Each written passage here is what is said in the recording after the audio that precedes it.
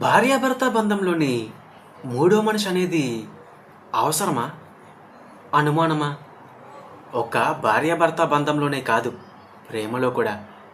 ఏ బంధంలోనైనా అర్థం చేసుకోవడం, సర్దుకుపోవడం ఈ రెండు చాలా ముఖ్యమంటారు. ఆ రెండూ లేని జీవితంలోనే కొందరు అర్థం చేసుకోలేకో, మరికొందరు సర్దుకుపోలేకో మూడో మనిషికి దగ్గరై వాళ్ళతో అక్రమ సంబంధానికి కొనసాగిస్తూ ఉన్నారు. అసలు అక్రమ సంబంధం అంటే ఏమిటి? నలుగురికి నిజాయితీగా చెప్పుకోలేని దాన్నే అక్రమ సంబంధం అంటారు. కానీ ఇక్కడ నువ్వు ఒక్కటి గుర్తుపెట్టుకో, పెళ్ళైన నిన్ను మరొకరు ఎంతగా ప్రేమించినా వాళ్ళకి నువ్వు పరాయా అవుతావు తప్ప సొంత పెళ్ళానివి ఎప్పటికీ కాలేవు. ఇప్పుడు మనం చెప్పుకునే భార్యాభర్త కథ కూడా అలాంటిదే. వీళ్ళిద్దరూ ప్రేమించి పెళ్లి చేసుకున్న భార్యాభర్త కాదు, పెళ్లి తర్వాత ప్రేమలో మునిగిపోయిన భార్యాభర్త. నిశ్చితార్థం అవ్వగానే ఒకరితో ఒకరు మాట్లాడుకుంటూ ఇష్టపడ్డారు.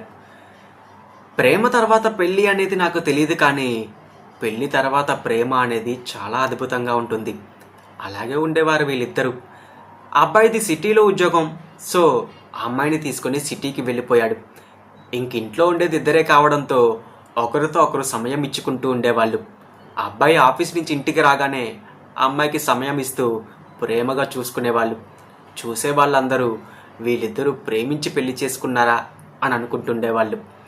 అలా వీళ్ళ జీవితంలో ఆనందం, అర్థం చేసుకోవడం, సర్దుకోవడం, ఇలా వీళ్ళ జీవితంలో 3 ఏళ్ళు గడిచిపోయాయి. 3 ఏళ్ళ తర్వాత వీళ్ళిద్దరికీ ఒక పాప పుట్టింది. పాప పుట్టిన తర్వాత భార్య భర్త దగ్గరికి రావడం తక్కువైంది.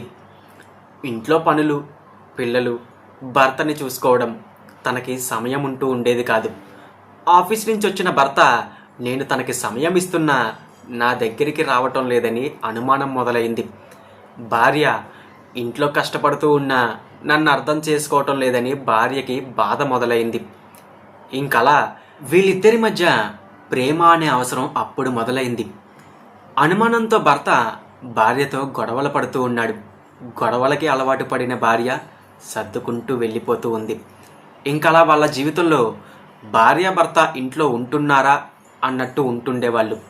భార్య పిల్లల్ని చూసుకోవడానికి మాత్రమే, భర్త సంపాదించడానికి మాత్రమే అన్నట్టు ఇద్దరూ ఉండేవాళ్ళు ఇంట్లో. అప్పుడు మొదలైందే మూడో మనిషి అనే అవసరం.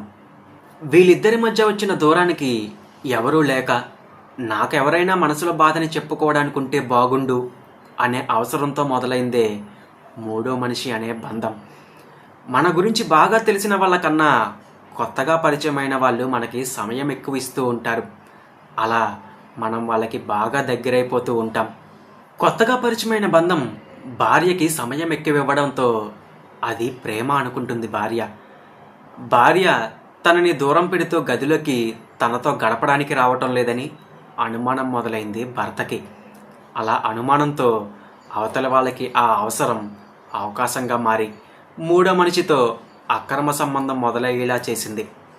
మన లైఫ్లో ఉన్న వాళ్ళకి మనం సమయం ఇవ్వడం అనేది ఎంత ముఖ్యమో ఇప్పుడు అర్థమైంది కదా.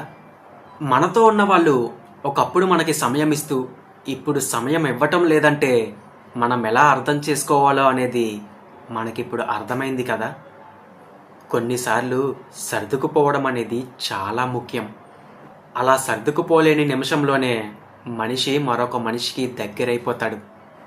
ఆ బంధమే నలుగురికి చెప్పుకోలేని నిజాయితీ లేని బంధంగా, అక్రమ సంబంధంగా తయారవుతూ ఉంటుంది. కానీ మనకి ఎప్పటికైనా తోడుండేది మనకి నలుగురు కలిసి చేసిన పెళ్ళి అనే బంధం మాత్రమే.